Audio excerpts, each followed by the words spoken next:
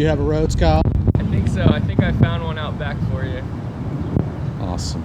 There it is. You can hear, you can hear that it's turning up, and some of these are, so it's like, it's just barely there. You can kind of hear vibrato doing its thing, and then he also had fixed this EQ section that you can kind of hear it in like the tone of like just the noise. Gotcha. It feels good. It is odd that it's all quiet. I know, especially considering that up here there was lots of problems with measuring the guys, but down here lots of them were fine, and that's kind of what I was confused about. Whenever we plugged this kind of RCA jack into other stuff, it was okay. All right, Kyle, so tell me about this living room of yours. Yeah, this is the shed zone, jam zone, keyboard zone. What do we got here? Oh, this is, tell everybody what this is. Yeah, this is infamous Fun Machine. You gotta see the lights, I mean, come on. It's beautiful. Yeah. It was going in the dumpster, I thought. Yeah, it was, and then Joel texted me like, "Hey, do you want to pick this up?" So this is the Fun Machine that Joel and I sampled years ago. So you got a Lowry organ here. Yeah, also really fun. Lots of cool sounds on that one. Yeah, over here is also keyboard zone. Oh, that's great.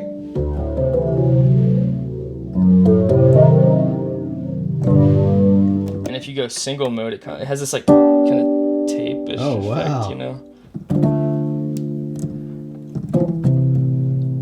Yeah, it's really cool. Oh, that would be.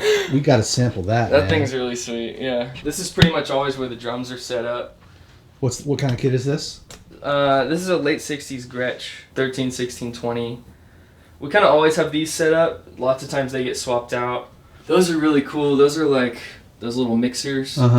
But this specific one, they have these limiters, and they're like super aggressive, like crazy. It's like a very similar circuit as the Shure level lock, like the double lock thing. Okay, yeah. We pretty much fill every corner of like this room. I really like playing in here. I didn't know I was going to make a studio tour video. Dude, the chopsticks are the secret. You play them? Yeah. Go play them. And they sound huge if you just like turn up the mics.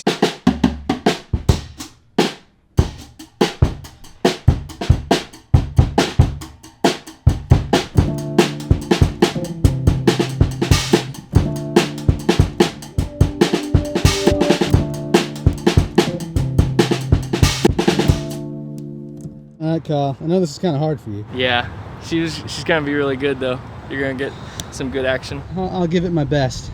And hopefully we'll make something that the whole world can play. Yeah. We'll sample it. Yeah, it deserves to be heard. Could be really cool. Made it home. We got it out of the car. Took a wife and a 12-year-old, but it is in the garage. And it's going to stay in the garage until it works, because I'm not taking it into the house. Until it makes good sound. After dinner, I will investigate a little further and see if I can let you know at least what I think is the problem. Although chances are, I have no idea what the problem is, and that's where you come in. It's not after lunch. It's the next day. Let's see what we've got. 5-pin.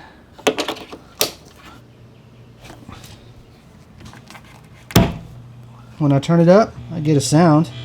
I hear the bass, I hear the treble, I hear that vibrato kicking in. Here's what I've done to test this out. I've got the old Casio, which is awesome. I made a video about that.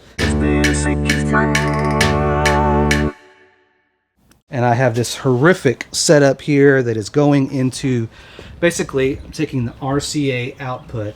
It goes from all of these pickups into here. I'm bypassing everything. Let's turn the amp on. And I play. The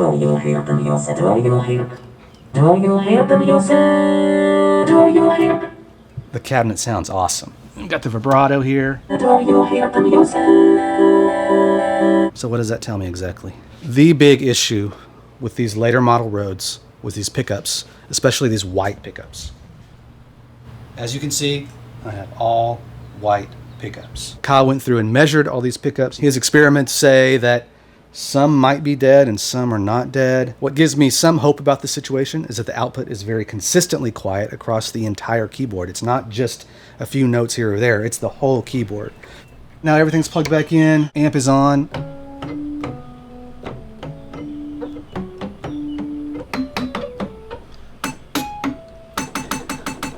something there has got to be dealt with. Again, you probably can't hear that, but there is sound. There is a little bit of sound. I was hoping this video would end in a different way, but I'm afraid I have a dead Rhodes in my garage, and it's going to be dead for a while. I know this video would be much better if there was some kind of positive conclusion, but maybe you are the positive conclusion. Maybe you even live in the Dallas-Fort Worth Metroplex and want to be on my YouTube channel. That would be the best case scenario. Hopefully there are plenty of you out there who are Rhodes fanatics and you found this video because of the word Rhodes, and you know exactly what I need to do to fix this. If that is you, please let me know. There is a guy locally who repairs these not too far away. Vintage Vibe is a place online I found that I can get some kits to do some restoration, or worst case scenario, I could send it to Vintage Vibe, but that sounds ridiculously expensive. That's all I've got. If you've got some ideas for me, please leave them in the comments and check back and see if I get this thing up and running. Take care.